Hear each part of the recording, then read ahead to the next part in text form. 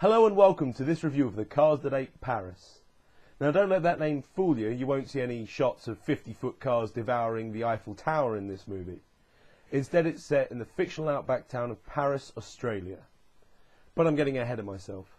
As an inexplicably worldly wise nun once said, let's start at the very beginning.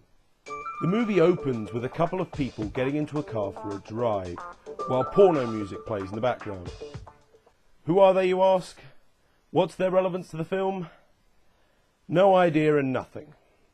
Now, doing a bit of research on this, it seems that back in the 70s, when this movie was made, it was common for cinemas to show adverts very much like this before the film. With its obvious shots of both Coke and Alpine cigarettes, it was designed to make people think the movie hadn't started yet, so that when the car gets into a crash, it surprises the audience. Now, on the one hand, this seems pretty clever, but I've got to question the wisdom of encouraging the audience to stop paying attention before they've even started to pay attention. And I can't actually think of a single advert for two completely unrelated products like this. As the movie proper begins, we meet the main character and his brother, who are travelling around in their caravan for reasons that are never really explained, though it is implied they're looking for work.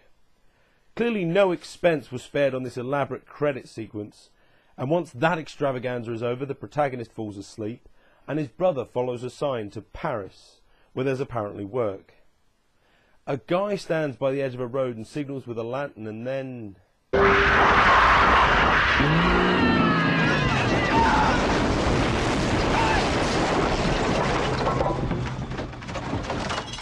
Well, that went well.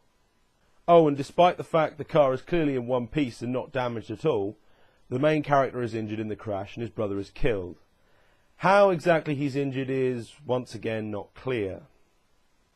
The locals deny there could have been any other lights on the road since it's one way, and confusingly the doctor proclaims to his assistant that none of the stuff from the crash is to be touched, because the so far unnamed protagonist is going to become a Parisian, before running some tests on him, laying out pictures for him to name.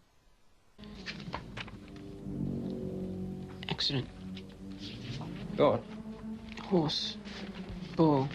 Scissors. Cow.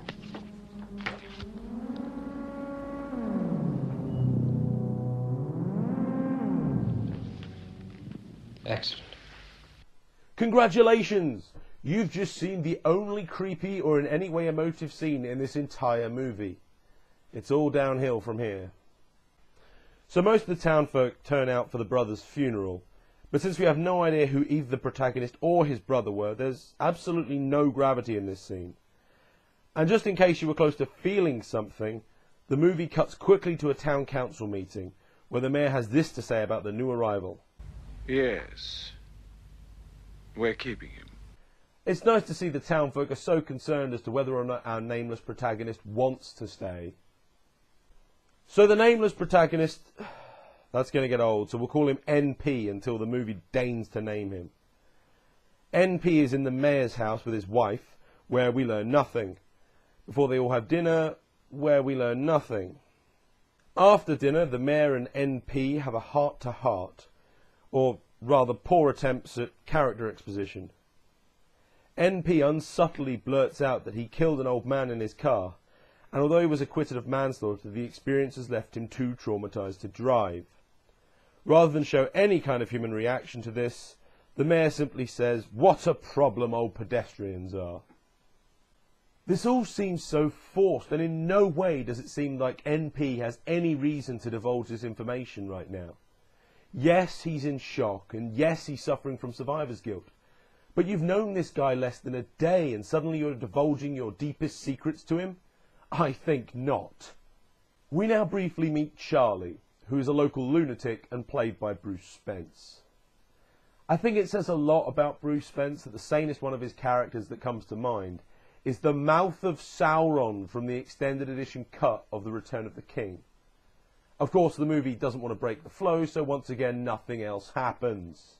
That night, we see the same man signalling again, and there's another flash of headlights and noise. A mostly healthy driver is hauled into the doctor, while the townfolk strip the car, overseen by the mayor. The driver's also stripped of his goods and dies on the table during a random medical experiment.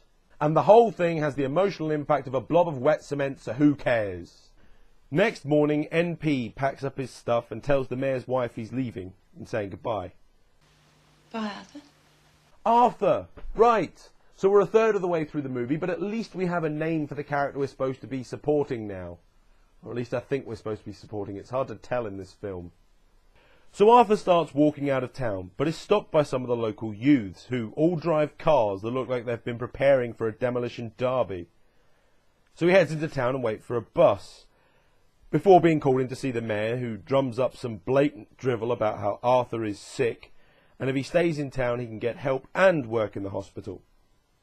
Arthur decides to try and drive away instead, causing him to completely freak out. But since by this point he's been established as the blandest, least inspired character in the history of cinema, nobody cares. Not even the other characters. We get a brief montage showing the entire town's economy to be run by the scrap and parts salvaged from the crashes. Although that doesn't explain how anyone gets any of the things people are trading the salvage for.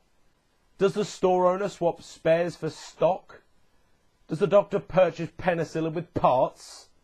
Anyway, Arthur starts his new job and is shown the complete lack of any kind of care or respect given to the patients by the orderlies.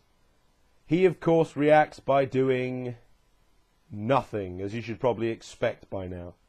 Even when the orderly is describing his brother's death with all the tact of a sledgehammer, Arthur continues the same blank, slightly confused expression he's had so far. Seems to have had some impact, though, because in the next scene he mumbles that he won't be working in the hospital anymore because of being told about his brother. He tries desperately to have some character development, mentioning that his brother brought him up and hated him for being weak. The problem is, the only other person in the scene is the mayor's wife, a character almost as equally bland, and she also tries to get in some character development, telling him that she and the mayor can't have kids. But in the end, the blandness wins out, and we're thankfully released into the next scene, where the mayor reveals he's expected Arthur to sort somewhere else to live. Much to Arthur's, I think it's supposed to be shock. While everyone else waits for the local parish minister to arrive, since he apparently has to travel from town to town, Arthur wanders out of town and the youths drive around performing stunts. Arthur discovers the truck the townsfolk use to make the light, and after looking in a mirror, complete with ominous cord, he somehow gets the idea that something odd is going on. Which is itself odd, given that the mirror had absolutely nothing to do with how they made the cars crash.